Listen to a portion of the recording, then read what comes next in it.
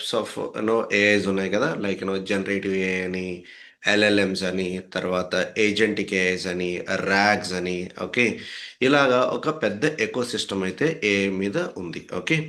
So, ఆహ్, ఇప్పుడున్నటువంటి advanced AI కేపబిలిటీస్‌తో okay.